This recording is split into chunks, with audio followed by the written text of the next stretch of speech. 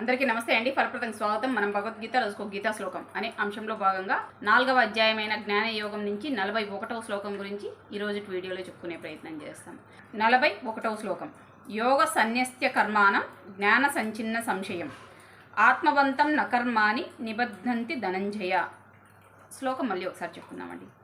యోగ సన్యస్త్య కర్మాణం జ్ఞాన సంచిన్న సంశయం ఆత్మవంతం నకర్మాని నిబద్ధంతి ధనంజయ. ఈ 41వ శ్లోకం యొక్క భావం, పరమార్థ జ్ఞానంతో కర్మల్ని, బ్రహ్మజ్ఞానంతో సందేహ నివృత్తిని చేసుకున్న వాడిని కర్మలు బంధించవు. ఒక అత్యంత సూక్ష్మమైన విషయాన్ని అంతే సూక్ష్మంగా మనకు చెప్పారు. ఈ శ్లోకాన్ని ఎంత తేలిగ్గా అర్థం చేసుకోగలిగితే అంత తేలిగ్గాను, ఎంత డెప్త్లోకి వెళ్ళి దీర్ఘాలోచన చేసి అర్థం చేసుకోగలిగితే అంత లోతుగాను ఉంటుంది ఈ శ్లోకం యొక్క అంతరార్థం. ఏం చెబుతున్నారు? పరమార్థ జ్ఞానంతో కర్మల్ని.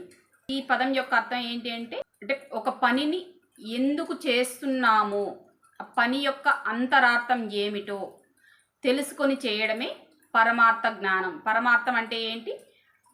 ఒక విషయం యొక్క అంతరార్థం, అందులో ఉన్న ఆధ్యాత్మిక, భౌతిక, ప్రాపంచిక, సామాజిక అన్ని రకాల అర్థాలను తెలుసుకోవడం పరమార్థ జ్ఞానం అవుతుంది.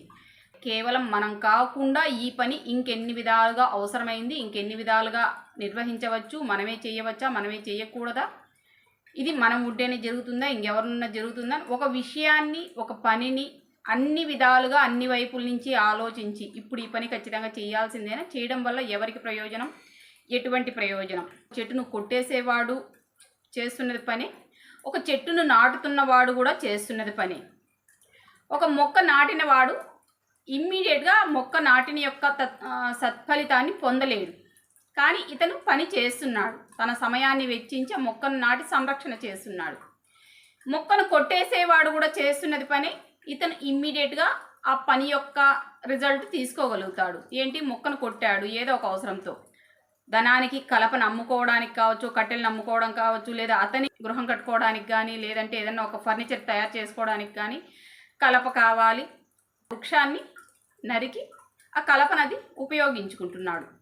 మొదటి వ్యక్తి చేసింది పనే, రెండో వ్యక్తి చేసింది పనే, కానీ పని యొక్క అవసరం ఏంటి అనేది అర్థం చేసుకోవడమే పరమార్థ జ్ఞానం అవుతుంది. మొదటి వ్యక్తి చేసిన యొక్క ఫలితాన్ని అతను వెంటనే పొందలేడు. బహుశా అతను ఉన్నంత కాలంలో ఆ పని యొక్క ఫలితాన్ని పొందలేక కూడా పోవచ్చు. ఒక మహావృక్షం యొక్క మొక్కను అతను నాటాడు. ఆ మొక్క పెరిగి పెద్దై మహావృక్షం కావడానికి బహుశా ఒక్కొక్కసారి మనకు 30 నుంచి 40 సంవత్సరాల సమయం కూడా తీసుకుంటుంది. ఇతనికి అప్పటికే ఒక 40-50 సంవత్సరాలు ఉంటాయి. అది మహావృక్షం అయ్యేసరికి ఆ చెట్టు యొక్క నీడలో ఇతను విశ్రమించలేకపోవచ్చు బహుశా. కానీ ఆ ఒక్క మొక్క మహావృక్షం అయింది అంటే, ఒక మహావృక్షం ఉంది అంటే అక్కడ ఎన్ని జీవులకు ఆవాసం ఉంటుంది. ఈ పళ్ళు ఇటువంటివి పక్షులు తింటాయి, మనుషులు తింటారు. ఇంకా చెట్టు నీడ, మంచి వేసవిలో ఒక మంచి చెట్టు కింద ఉంటే ఎంత వచ్చే సుఖం, హాయి, చెట్టు యొక్క నీడ, దీని యొక్క ఫలితం, ఆ పుణ్యం మొత్తం ఇతనికి వెళ్ళి చేరుతుంది. ఇలా ఆ చెట్టు ఒక మొక్కను ఆయన నాటి ఉన్నన్ని రోజుల మొక్కను సంరక్షించిన కారణంగా తద్వారా ఎంతమంది ఎన్ని రకాలుగా లబ్ధి పొందుతున్నారు. సో ఇది ఒక మొక్కను నాటే సమయంలో, లేదా మనం చేసే ప్రతి పనిలోనూ పని యొక్క పరమార్థం తెలుసుకోవడం. అంటే దీని పర్యవసానం ఏంటి, దీని తర్వాత దీని యొక్క ఫలితం ఎలా ఉంటుంది, మంచిగా ఉంటుందా, చెడుగా ఉంటుందా, ఇది మనం చేసే పని యొక్క అంతరార్థం, పర్యవసానం, ఇది మనకి ఏ విధంగా ఉపయోగపడుతుంది, సమాజానికి ఏ విధంగా ఉపయోగపడుతుంది, ఈ పని మనం చెయ్యాలా చెయ్యకూడదా, ఇన్ని విధాలుగా ఆలోచించి చేస్తే పరమార్థ జ్ఞానంతో కర్మలు చేయడం అవుతుంది. మనం ఆలోచించకుండా చేసినా కూడా ఇదే ఫలితమే మనకు అందుతుంది. కానీ తెలుసుకొని చేసిన వాడికి విషయం చాలా తేలిగ్గా అర్థం అవుతుంది. అందుకే కొంతమంది ఎటువంటి లబ్ధి, ఎటువంటి ప్రతిఫలం ఆశించకుండా కొన్ని రకాల సేవలు చేసుకుంటూ వెళ్ళిపోతూ ఉంటారు. అంటే వాళ్ళు మళ్ళీ ఏదో తిరిగి లబ్ధి పొందాలని కాదు, దీనివల్ల నాకు కాకపోయినా కనీసం సమాజానికి ఏదో రకంగా ఉపయుక్తంగా ఉంటుంది, సమాజానికి మంచి చేసిన వాళ్ళం అవుతాము అని ఎటువంటి ప్రతిఫలాన్ని ఆశించకుండా పనులు చేసుకుంటూ వెళ్ళే వాళ్ళందరూ పరమార్థ జ్ఞానంతో కర్మలను ఆచరించే వారి కిందనే వారిని మనం చూసి అర్థం చేసుకోవాల్సి ఉంటుంది. కానీ ఇప్పుడున్న సమాజంలో అటువంటి వాళ్ళని చేతగాని వాళ్ళ కింద జమ కట్టేశారులేండి. బ్రతకడం తెలియని వ్యక్తులుగా అటువంటి వాళ్ళని జమ కడుతున్నారు. వాస్తవానికి వాళ్ళకి కాదు బతకడానికి తెలియకపోవడం, మనకు తెలియదు. ఎందుకంటే మనం ప్రతి పనిలో ఇమ్మీడియట్గా రిజల్ట్ ఎదురు చూసాం. ఏంటంటే ఇందాక మనం చెప్పుకున్న రెండో ఉదాహరణ, మహావృక్షాన్ని కొట్టేస్తే మొక్కను నాటిన వ్యక్తి దాని యొక్క ఫలితాన్ని పొందలేకపోతున్నాడనే మాట బ్రతకడం చేతగానితనంగా మనం అర్థం చేసుకోవాల్సి వస్తే, ఒక వృక్షాన్ని కొట్టేసిన వ్యక్తి వెంటనే దాని యొక్క ఫలితాన్ని పొందుతున్నాడు. ఏంటి, ప్రాపంచికంగా సామాజికంగా మనం చూసే విధంగా. వృక్షాన్ని కొట్టేస్తే అందులో ఉన్న కలపను అతను అమ్ముకోవచ్చు, కట్టెల్ని చెరుకుగా ఉపయోగించుకోవచ్చు, లేదా కట్టెల్ని కూడా అమ్ముకోవచ్చు, దాన్ని ఇమ్మీడియట్గా క్యాష్ చేసుకోవచ్చు, దాని యొక్క ఫలితాన్ని అతను వెంటనే పొందొచ్చు. కానీ చెట్టు కొట్టేశాడు, ఇంకా చెట్టు కానీ ఆ చెట్టు మీద ఆవాసం ఏర్పాటు చేసుకున్న జంతుజాలం, పక్షులు, వీటికి మళ్ళీ ఆవాసం ఇమ్మీడియట్గా చేసుకోవడం కానీ, అంటే వీటికి ఆవాసం లేకుండా పోవడంతో పాటు ఆ చెట్టు యొక్క కాయలు, పళ్ళు, పువ్వులు తిని జీవించే జీవులకు ఆహారం కూడా లేకుండా చేశారు. ఇతను ఫలితాన్ని పొందాడు, కానీ ఇంతమందికి ఆసరా లేకుండా చేశారు, ఆవాసం లేకుండా చేశారు, వాటికి ఆహారం లేకుండా చేశారు. బతకడానికి తెలిసిన విధానం ఏంటి? నలుగురికి బతకనివ్వడం, బతకడం తెలిసిన విధానం. తనొక్కడు సుఖపడితే చాలు, తనొక్కడు లబ్ధి పొందితే చాలు, పెట్టిపోతే నాకెందుకు అనుకునేది.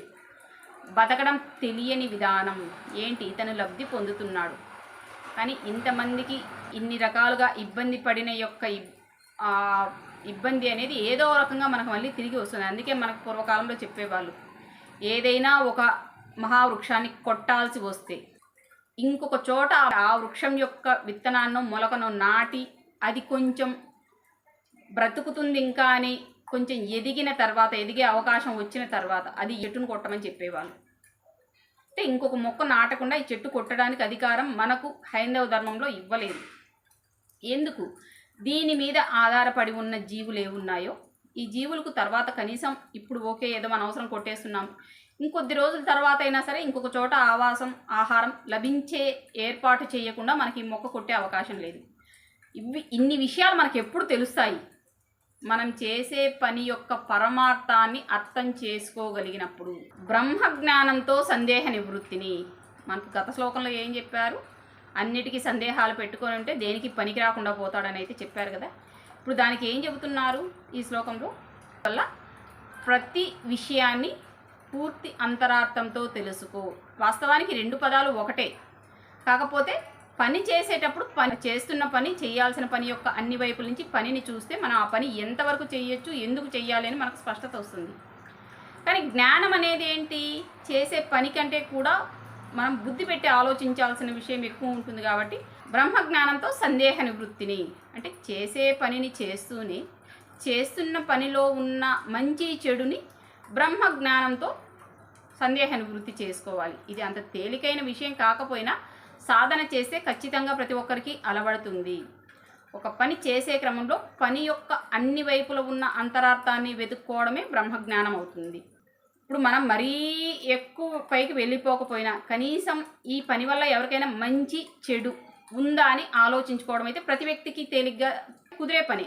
ఏంటంటే మనం ఈ పని చేస్తున్నాము, కేవలం మనకు మాత్రమే లబ్ధి కలుగుతుందా, లేదా ఇతరులకు కూడా లబ్ధి కలుగుతుందా, లేదా మనం ఈ పని చేస్తున్నాము కేవలం మన స్వార్థం, మన అవసరం మాత్రమే తీరుతాయా, ఇతరులు ఎవరైనా ఇబ్బంది పడతారా, ఇలా రెండు వైపుల నుంచి ఒక పని ఆలోచించి చేశామంటే ఎట్టి పరిస్థితుల్లో మనకు ఆ పాపం అంటకపోగా, అంటే ఒక పని ద్వారా వచ్చే మంచి చెడు వీటికి సంబంధించిన పాపం అంటకపోగా కనీసం ఇప్పటి నుంచి అలవరుచుకుంటూ వస్తే మెల్లగా ఈ ఆలోచన విధానం అనేది మనకు సరిగ్గా అర్థం కావడానికి అవకాశం ఉంటుంది. అదే బ్రహ్మజ్ఞానంతో సందేహ నివృత్తిని, మనకు వచ్చే సందేహాలన్నింటినీ సమాజ హితాన్ని కూడా చేర్చి ఆలోచిస్తే మనకు బ్రహ్మజ్ఞానం అలవడడం ప్రారంభమవుతుంది. ఇలా చేసుకున్న వాడిని కర్మలు బంధించవు. సో నలుగురి మంచి ఆలోచించి పని చేసేవాడికి చేసే పనిలో ఏదైనా చిన్నపాటి లోటుపాట్లు ఉన్నా కూడా ఈ లోటుపాట్ల యొక్క పాపం కానీ, ఇబ్బందులు కానీ, దీని ద్వారా వచ్చే సమస్యలు కానీ అతన్ని చుట్టుముట్టడానికి అవకాశం చాలా తక్కువగా ఉంటుంది. ఏంటి, ఇందాక చెప్పుకున్న అదే ఉదాహరణ ఇంకో విధంగా చెప్పుకోవాల్సి వస్తుంది. ఒక మహావృక్షాన్ని పుట్టించారు, ఏ కారణంతో? ఒక ఆలయానికి ధ్వజస్తంభాన్ని ఏర్పాటు చేయాలి. ధ్వజస్తంభం లేకుండా ఆలయం ఉండకూడదు. ఇప్పుడు ఈ మహావృక్షాన్ని ఆలయ ధ్వజస్తంభం కోసం కొట్టించిన యొక్క పాపం ఆ వ్యక్తికి అంటుకుంటుందా? ఎప్పటికీ అంటుకోదు. ఎందుకంటే అది దైవకార్యం కోసం పెట్టింది కాబట్టి. ఆ ధ్వజస్తంభం ద్వారా మళ్ళీ వాళ్ళు దేవతలను ఆహ్వానించాలి. అక్కడ కొన్ని కార్యక్రమాలు ఉంటాయి, వైదిక కార్యక్రమాలు. వీటిని అతను నిర్వహించాలి కాబట్టి, క్రతువు ప్రకారం నిర్వహించవలసిన కార్యక్రమాలు ఉంటాయి కాబట్టి ఈ మహావృక్షాన్ని కొట్టించినా కూడా అతనికి ఆ కొట్టించిన యొక్క పాపం అంటదు. దాంట్లో మిగిలిన కలప ఏది ఉంటుంది? కొమ్మలు లేకుండా చెట్టు ఉండదు. ధ్వజస్తంభానికి కావాల్సిన నిటారుగా ఉన్న కొయ్యను వాళ్ళు తీసుకున్న తర్వాత మిగిలిన ఆ కొమ్మలు కట్టెలు ఏముంటాయి దాన్ని వాళ్ళు మిగతా అవసరాలకు ఉపయోగించుకోవచ్చు. అప్పుడు అది పాపము కాదు, దోషము కాదు. అంటే ఇంకొక మొక్క నాటాలి, అది ఖచ్చితంగా చేయాల్సిన పని. అది తమ్నీల్ రూల్ లాగా. అది మొక్క నాటకుండా చెట్టు కొట్టకూడదు. ఇది మన హైందవ సిద్ధాంతం.